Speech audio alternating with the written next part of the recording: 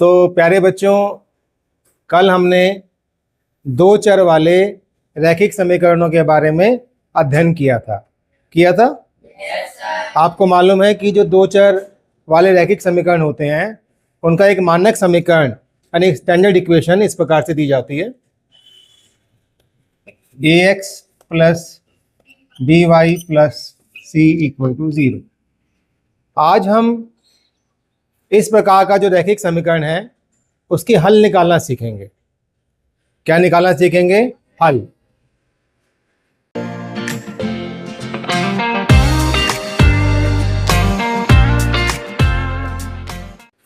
मान लीजिए y हमारा है 3x प्लस 5।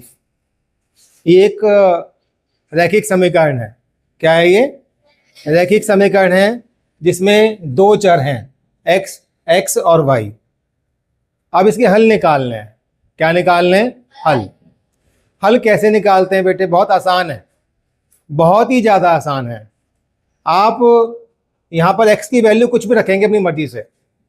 अपनी मर्जी से कुछ भी सोचिए जो आप सोच सकते हैं, 0, -1, 1, 1/2, 1/3, कुछ भी आप सोचेंगे और x की वैल्यू को यहाँ रखेंगे।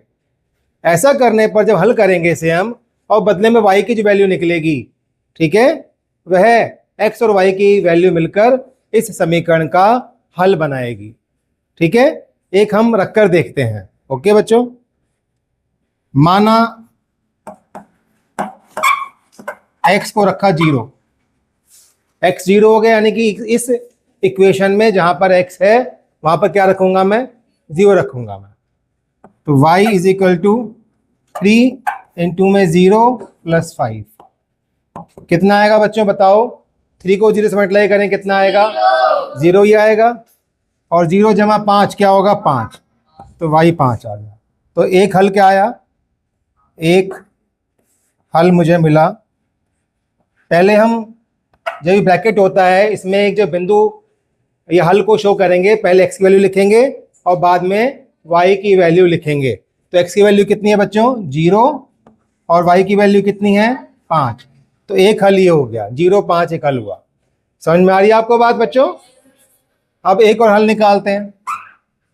माना, बताओ x को क्या रखें? आप बताओ। वो रखेंगे 1 रखें। चलो x को 1 रखते हैं तो y बराबर है 3 इंटू में 1 जमा में 5। तो y बराबर 3 जमा में 5 कितना हुआ बच्चों? 8। तो हल क्या हुआ हमारा? हल हुआ 1 और 8। x को 1 माना था हमने और y का मान कितना है? 8। तो दूसरा हल हमारा ये हुआ। एक और हल निकालते हैं। ठीक है, अब ऐसा करते हैं, मानते हैं हम x को, मान लीजिए -1 मान लिया। x को माना हमने -1 है। तो देखें कैसे हल करेंगे। तो y हमारा हो जाएगा 3 -1 जमा में 5।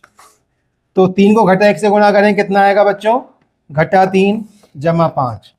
अब आप देख रहे हैं एक घटा की संख्या है और एक जमा की संख्या है। तो घटा और जमा की जब संख्या होती हैं तो दोनों घटाना पड़ेगा, लेकिन निशान उस संख्या का आएगा जो संख्या बड़ी है। तो 5 में 3 जाएगा, 2 आएगा। 2 जमा का आएगा क्योंकि 5 बड़ा है 3 से, तो 5 का निशान जमा का निशान है, इसलिए निशान जमा का निशान आया। क्या ये बात समझ में आ गई बच्चों? तो हल क्या हुआ हमारा? हल हुआ यहाँ पर -1 और 2। अभी आप क्या देख रहे हैं? आप यहाँ देख रहे हैं कि आप x का मान मानते जा रहे हैं और बदले में y का मान मिलता जा रहा है। तो जितने ज़्यादा x के मान मानते जाएंगे उतने ज़्यादा y के मान मिलते जाएंगे। सही है? तो ऐसे ऐसे x मानते जाओ तो हम देखेंगे कि इस प्रकार का जो समीकरण है इसके हल कितने होंगे? कितने हल होंगे बताओ? अंततः अनेक हल। अंततः अनेक का मतलब है कि आप x की वैल्यू मानते जाएंगे और y की वैल्यू मिलती जाएगी। इसका अंत कभी नहीं होगा, क्योंकि कोई ना कोई x की वैल्यू आप रख लेंगे, कुछ ना कुछ रखेंगे, बदले में y की वैल्यू आएगी, है ना बच्चों? तो जितनी ज़्यादा x की वैल्यू होती जाएंगी, और x की वैल्यू कुछ भी मान सकते हैं आप, तो इसलिए इस प्रकार का समीकरण जो होता है उसके अंततः कितने हल होते हैं? अनेक। तो अनलिमिटेड इनफाइनाइट इसके सॉल्यूशंस होंगे। बात समझ में आई बच्चों? क्योंकि हर x के लिए आप y का मान निकाल सकते हैं। तो इस प्रकार से हम देखते हैं कि इस प्रकार के समीकरण को कैसे हल किया जाता है और कैसे हल निकाले जाते हैं। आई होप आपको समझ में आ गया होगा।